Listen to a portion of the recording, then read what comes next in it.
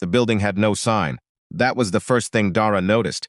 Every other facility on the block had a name, a logo, a liability disclaimer, bolted in brushed aluminum above the door.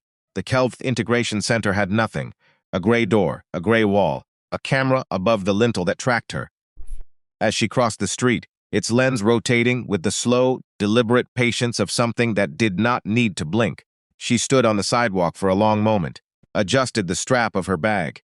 She had a recorder inside it, voice activated. Under a false bottom, she'd installed herself with a screwdriver and 40 minutes of anxious swearing in her kitchen. Her thesis advisor had told her the project was too narrow. Trauma response in first contact survivors, Dara? You'll find 4 subjects, maybe 5. Write about something with a larger sample size. She had nodded. She had submitted a revised proposal about grief ritualization in post-displacement communities. Then she'd kept following the thread that had started with her mother's file. The door opened before she touched it. The woman inside was human. At least she looked human. Mid-40s, soft face, hair pinned back. She wore the kind of smile that organizations train into people. Ms. Ozzy, that's me. Dara kept her voice flat, professional. I called about the movement workshop. Of course, the woman stepped back. We're so glad you found us. My name is Rena. I'll be facilitating today. Inside was warmer than outside and smelled faintly of something floral that Dara could not name. Not any flower she'd grown up with. The walls were pale. The floor was pale. The lights were recessed and produced no shadows. She noticed that immediately. The lighting left no shadows anywhere. She had never been inside a building that managed that. She tucked it away, filed it, kept walking. The room they led her to was a circle. Not circular, a circle. 12 chairs arranged in a precise ring, each exactly equidistant from the others, each angled inward at the same degree. 7 people already seated. Adults, mid-20s through mid-60s. They sat with their hands in their laps, with the careful stillness of people who had been trained to hold themselves very quietly, who had learned that stillness was safer. Dara knew that kind of stillness. She had practiced it herself once, in the year after the arrival, when everything had needed to be absorbed in silence because there were no words yet for any of it. She sat down. Rena closed the door and the sound changed. Not quieter, different. Like the room exhaled. Before we begin the movement portion, Rena said, we spend a few minutes in shared reflection. Whatever you carry in with you, you're welcome to leave it here. The woman to Dara's left was picking at a thread on her sleeve, not anxiously, mechanically. Like a person who had been picking at the same spot so long, it had become just a thing her hands did without her. Dara looked at her, and the woman looked back. Her eyes were very dark. First time, the woman said. Yes. It helps, the woman said. At least that's what they told me. She went back to the thread. That was 11 months ago. I'm still here. Rena spoke for a few minutes about integration, about the difficulties of returning to a world that had technically not changed, even though everything about the experience of living in it had. She used words that Dara recognized from the clinical literature. Re-embodiment, re-anchoring somatic processing. And she used them correctly, which meant she had either done the reading or she had been coached by someone who had. Dara made a note in her head, not in her recorder, not yet. Then the music started. She had expected something. Soft ambient tones, meditation frequencies, the kind of sound design that announced itself as healing. This was none of that. This was rhythm without melody, percussion built on intervals that seemed to shift under you as soon as you thought you'd caught them. Like trying to find the beat in a heartbeat that kept changing time. People began to move. Not together, not choreographed. They moved the way people move when something inside them needs out, and there is finally permission. The older man in the corner pressed his palms flat against his thighs and rocked. The woman to Dara's left stood and turned her face up and turned slowly. Slowly, one rotation. A girl barely out of her teens, 18, maybe 19, sat and shook, hands clamped around her own elbows, and shook like someone holding themselves together against a pressure that pushed outward from the inside. Dara looked at them. She felt the recorder against her ribs through her bag. She thought about her mother. 14 years ago, her mother had left for the integration center in Cape Coast and had not come back. Not in the way that meant dead. She had come back, eventually, physically. But the woman who returned to the apartment and stood in the kitchen, making tea and looking at the window, was not the same woman who had left. Something had been adjusted. Her mother moved differently now, spoke differently. held her head at angles that sometimes made Dara's stomach go cold because the angles were beautiful and also wrong. Beautiful the way something is beautiful, when it is not supposed to be beautiful, when beauty is the wrong category for what you're seeing. Her mother went to a movement workshop every Tuesday. She had never said which one. Dara had found the receipt in her jacket pocket 3 months ago, a receipt with no name on it and an address on the east side of the city. The address of this building. With the camera above the door, she stayed still in her chair and watched people move and did not let herself think about what she was watching. After 20 minutes, Rena said, "Thank you." And the music stopped, and everyone sat back down with the precision of people following an unheard signal. "How was that for you?" Rena asked, looking at Dara. "It's interesting," Dara said. "I have a background in therapeutic movement theory, so I was trying to observe the methodology as well as participate." She kept her voice mild. "Academic. The rhythm sequencing in particular. I don't recognize the compositional framework. What tradition is it drawn from?" Rena smiled. "It's adapted. From?" A pause so brief it would not have registered on tape. "From various sources. The interval structures have a non-Western character," Dara said, "but not any cultural tradition I can place. The time signatures are unusual. I'd be interested in the sourcing, if you're open to sharing it, for my research." The woman to her left made a small sound, not a laugh, quieter than a laugh. "You're a researcher?" the young girl across the circle said. "Psychology student. I'm writing my thesis on trauma response modalities." All of that was true. That was the skill of it, to never actually lie. "What brings you here?" The girl looked at her own hands. "I went to an integration center when I was 7. My parents took me for the standard assessment."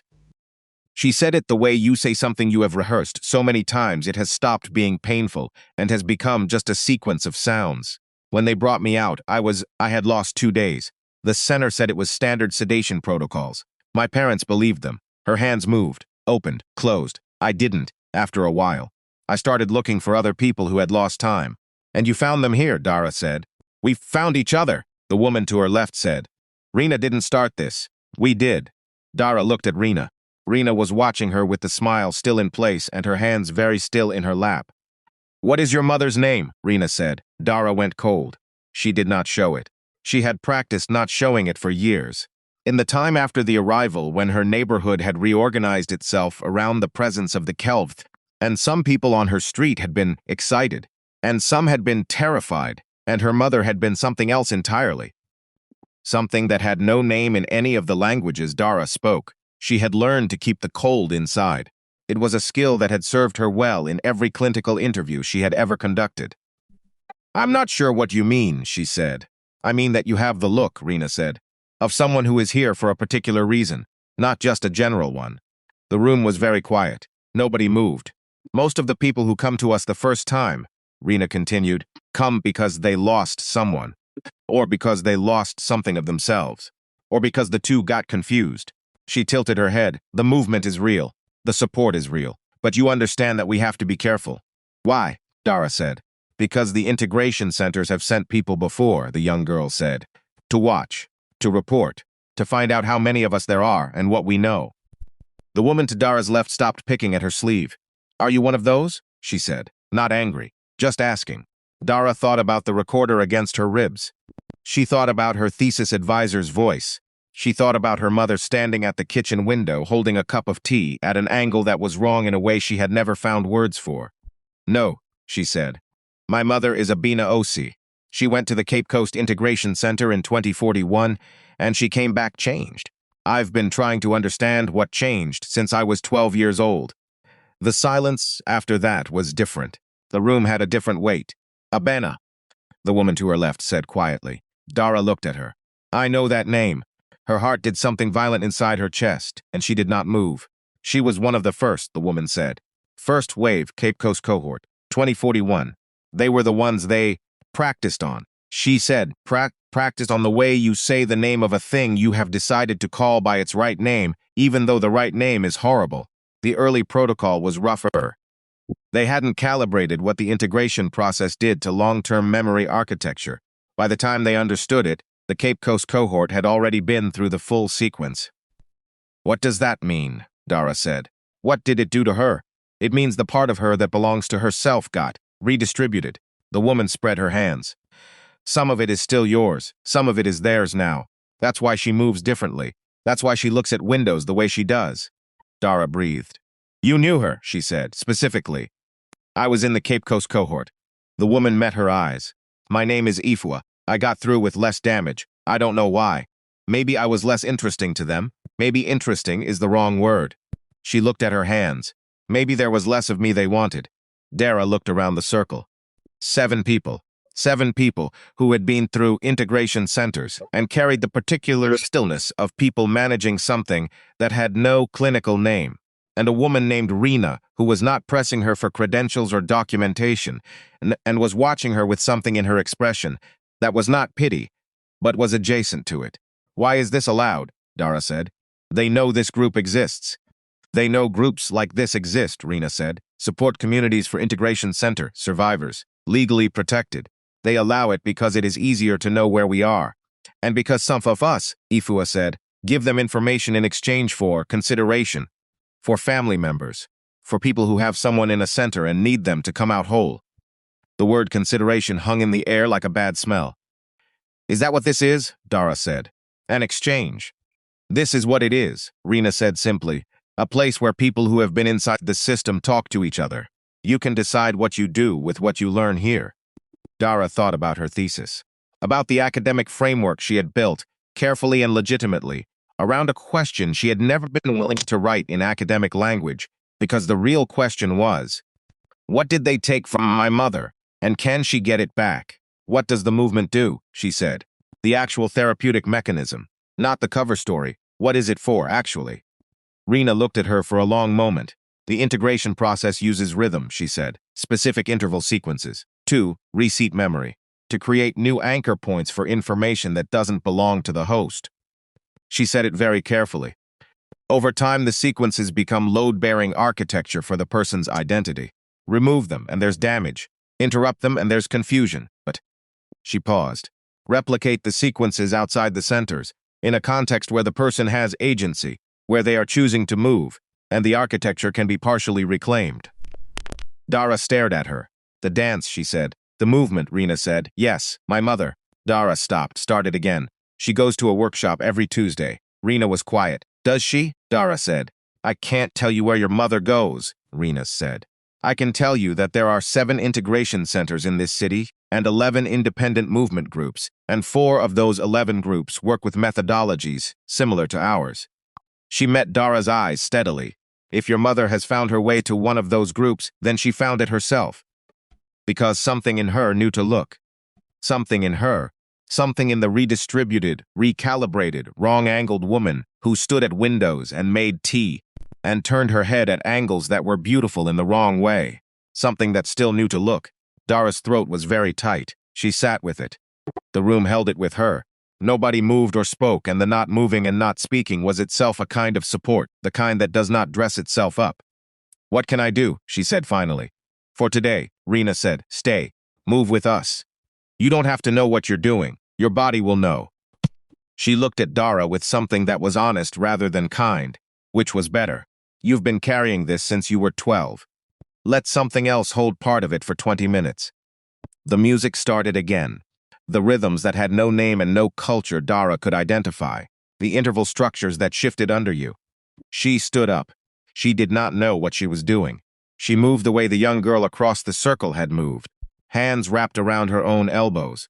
Something pressing outward from the inside. She moved with no grace and no method, and no coherent framework she could describe for any thesis committee. It felt like something she'd had not for 14 years. The older man pressed his palms to his thighs and rocked. HFY turned her face up and turned. Slowly, slowly. The young girl shook and held herself and shook.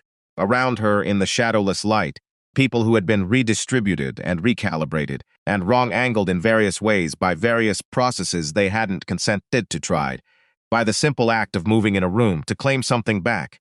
Dara moved. She thought about her mother at the window, not with grief, not yet, with something more like, you found it. You found a room like this one, and you go back every Tuesday. And you are, in whatever fractured and reorganized way, is still available to you. Fighting. You never stopped fighting. She had not known, at 12, that was what she was watching. She had just known the angles were wrong. She had not had the language for what wrong meant or the knowledge that wrong and fighting could be the same word. She had it now. After, they sat in the circle again. People drank water. Someone brought out a plate of small things to eat, and the gesture of it, the ordinary human gesture of food sharing in the aftermath of something hard, made Dara's chest ache in a way that felt clean rather than painful. "You have a recorder," HFY said quietly. Not accusatory. Dara looked at her. "In your bag, under a false bottom." HFY's mouth curved slightly. "I built a false bottom into a bag once. The adhesive shows if you know what to look for." Dara did not insult her by denying it. "I haven't activated it today." "No," HFY said. "I know. I've been watching."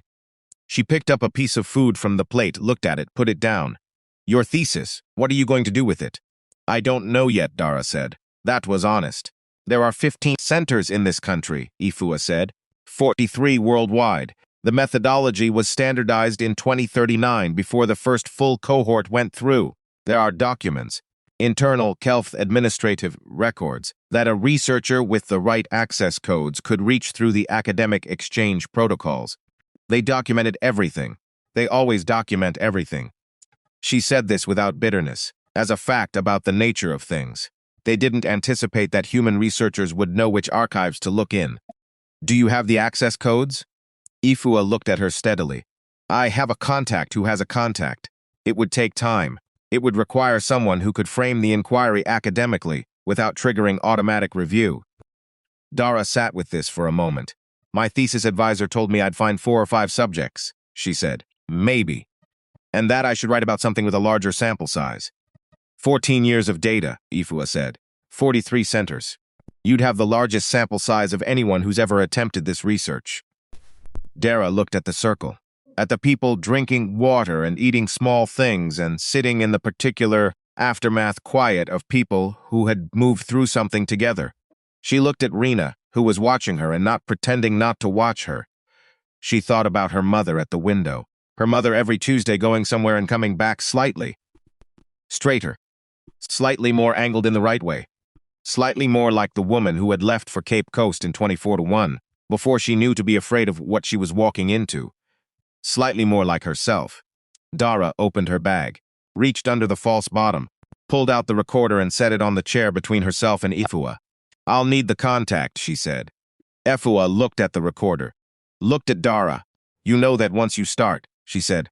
"They'll know you're looking. You understand what that means?" "I've been looking since I was 12, Dara said. "They've had 14 years to stop me." HFY picked up the recorder, turned it in her hands. "Set it back down. I'll reach out," she said. Tuesday. The room was quiet around them. The shadowless light held them equally. Outside, through walls that muffled everything, the city went about its day, in the long, strange, ordinary aftermath of an event that had changed everything, and which most people had decided, for the sake of getting up in the morning, to treat as merely another thing that had happened. Dara sat in the circle and let the quiet be the quiet. She had walked in with a question she had been carrying for 14 years. She walked out with the same question, which was worse, except that now it had a shape, and a room it could be brought to, and people who already knew where some of the edges were, which was not a resolution, which was something better than a resolution. It was a beginning that knew it was a beginning. It was not pretending to be anything else. She stood at the gray door and looked at the camera, and the camera tracked her, slowly, with the patience of something that did not blink. She looked back. Then she walked out into the afternoon and took out her phone and called her mother. Her mother answered on the second ring. "Dara." Her voice was warm, warm in the reassembled way that was hers now, that had been hers for 14 years. "Are you all right?" "Yes," Dara said. She watched a car go past. "Mom, the Tuesday workshop?" A pause. "Yes? What's it called?" A longer pause. And in that pause, something that might have been relief, or might have been the specific relief of not having to carry a thing alone anymore. "It doesn't have a name," her mother said. "There's no sign on the door." "I know," Dara said. "I found one." The silence between them was different now. The silence of two people on opposite sides of 14 years. Finding out that the distance is smaller than either of them knew. That the wall between them is thinner. That on both sides of it, someone has pressing their hands flat against the stone and pressing, steadily pressing. "Tell me," her mother said. So Dara told her.